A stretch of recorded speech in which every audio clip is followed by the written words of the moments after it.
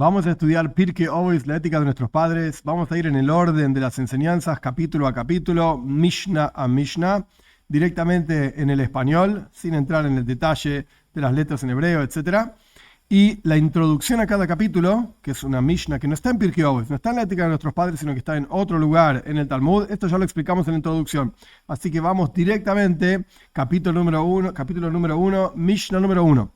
Moishe recibió la Torá del monte de Sinai y se la traspasó a Yoshua. Yoshua a los ancianos a los profetas la pasaron a los hombres de la gran asamblea. Estamos hablando, hombres de la gran asamblea, la construcción del segundo templo, o sea, aproximadamente hace 2400 años. Ellos, los hombres de la gran asamblea, dijeron 3 cosas. Sed prudentes en el juicio, formad muchos discípulos y haced un cerco alrededor de la Torá.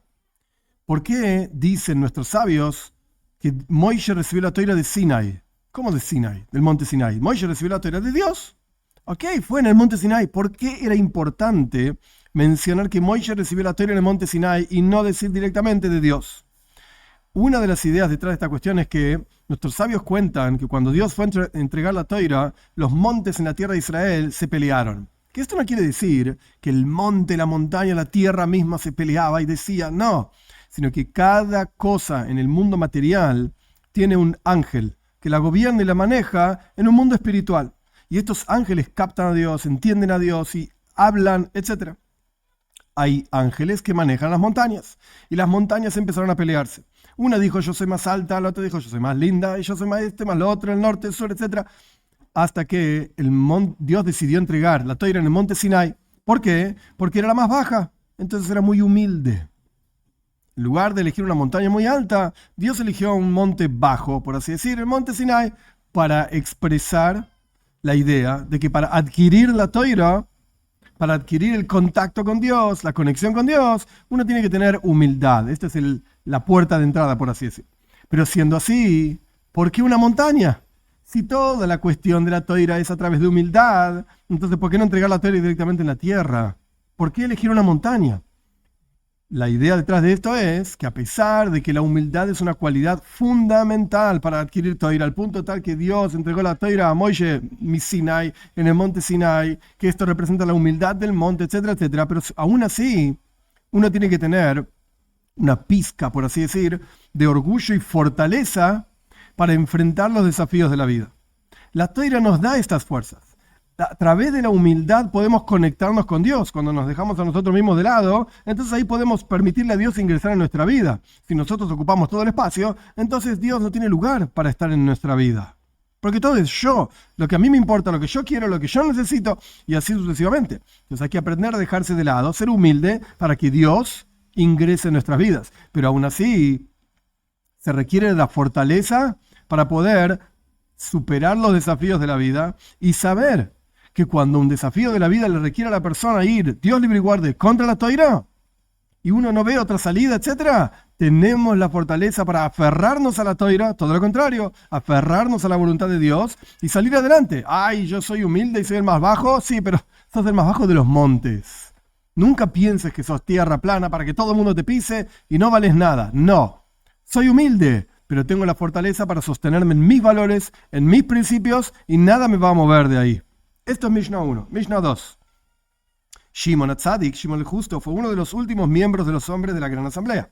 Él solía decir, el mundo se sostiene sobre 3 cosas. Torá, que se refiere al estudio de Torá. Avoida, traducción literal de avoida es trabajo. Pero se refiere, en términos bien sencillos, al trabajo de las ofrendas en el templo. Esto se refiere a avoida.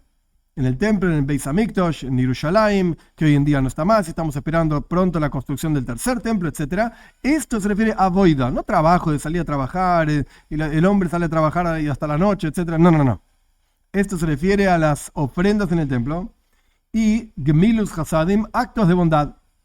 Esto se refiere en general, muy en general, a hacer bondad con otras personas, pero se refiere más en particular a la observancia de los preceptos de Dios. Sobre 3 cosas, entonces, dice Shimon HaTzadik, el mundo se sostiene.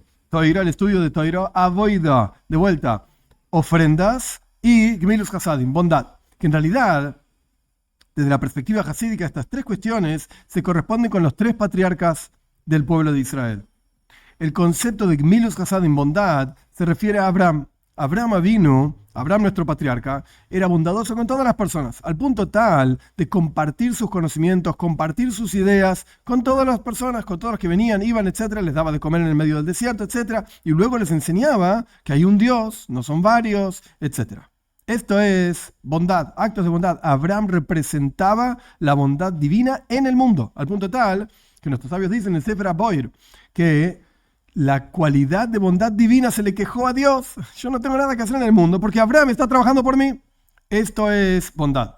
Luego tenemos Yitzhak. Yitzhak representa el trabajo, el servicio de la persona para acercarse a Dios, como las ofrendas, que hoy en día nuestros sabios dicen en el Talmud que ellos mismos, nuestros sabios, propusieron los rezos, las oraciones, en reemplazo de las ofrendas. Por cuanto no podemos hacer ofrendas en el templo, entonces tenemos que tener otro método, otra herramienta para conectarnos con Dios, que estas son las oraciones.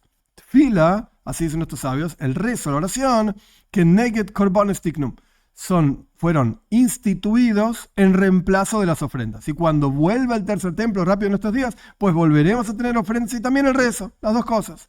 Porque son dos canales, por así decir, de conexión con Dios. Así como en las ofrendas se quemaba un animalito sobre el altar, etc. Más allá del tipo de ofrendas, había un montón diferentes. De la misma manera, y esto hacía que se suba un humo y todo lo que se quemaba, por así decir, se elevaba a Dios. De la misma manera, la oración, el rezo, es la persona acercándose y elevándose desde su posición hacia Dios, uniéndose con Dios. Y luego, por último, Toira, Yaakov. La Toira dice sobre Yaakov que él era Ishtam Yoshev Yalim, era una persona simple, estaba sentado en las tiendas de estudio de Toira. Yaakov representa la entrega absoluta al estudio de Toira. Estas tres cosas, los actos de bondad para con los demás. Uno, brindándose a los demás. Esto representa a Abraham.